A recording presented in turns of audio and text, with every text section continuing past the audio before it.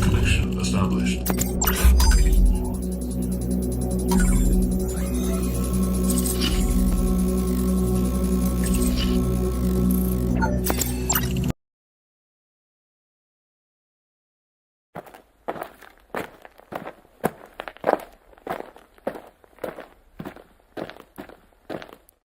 Dear future generations, I think I speak for the rest of us when I say, sorry.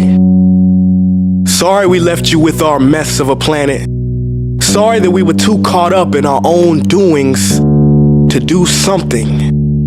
Sorry we listened to people who made excuses to do nothing. I hope you forgive us. We just didn't realize how special the earth was. Like a marriage gone wrong, we didn't know what we had until it was gone. For example, I'm guessing you probably know it as the Amazon desert, right? Well, believe it or not, it was once called the Amazon rainforest, and there were billions of trees there, all of them gorgeous. And oh, you don't know much about trees, do you?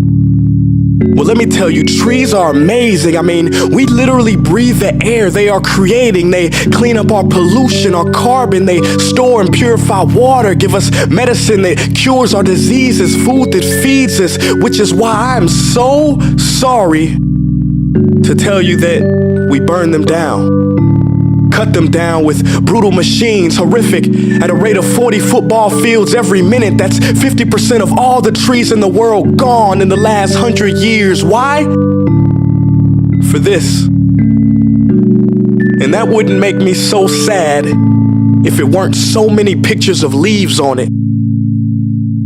You know, when I was a child, I read how the Native Americans had such consideration for the planet that they felt responsible for how they left the land for the next 7 generations. Which brings me great sorrow, because most of us today don't even care about tomorrow. So I'm sorry. I'm sorry that we put profit above people, greed above need, the rule of gold above the golden rule. I'm sorry we use nature as a credit card with no spending limit, overdrafting animals to extinction, stealing your chance to ever see their uniqueness or become friends with them. Sorry we poison the ocean so much that you can't even swim in them. But most of all, I'm sorry about our mindset, 'cause we had the nerve to call this destruction progress. Hey Fox News, if you don't think climate change is a threat, I dare you to interview the thousands of homeless people in Bangladesh. See, while you were in your penthouse nestled, their homes were literally washed away beneath their feet due to rising sea levels. And Sarah Palin, you said that you love the smell of fossil fuels. Well, I urge you to talk to the kids of Beijing who are forced to wear pollution masks just to go to school. See, you can ignore this, but the thing about truth is, it can be denied, not avoided. So I'm sorry, future generations. I'm sorry that our footprint became a sinkhole and not a garden. I'm sorry that we paid so much attention to ISIS and very little to how fast the ice is melting in the Arctic. I'm sorry we doomed you, and I'm sorry we couldn't find another planet in time to move to. You know what? Cut the beat. I'm not sorry.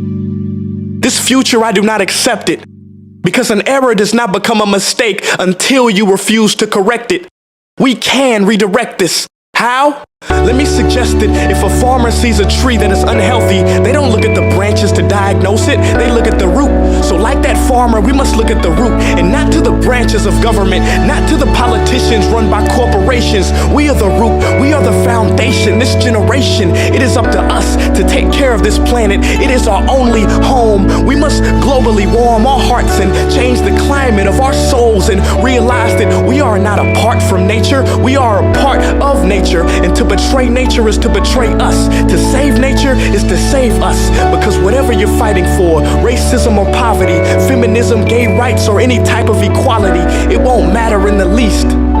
Because if we don't all work together to save the environment, we will be equally extinct.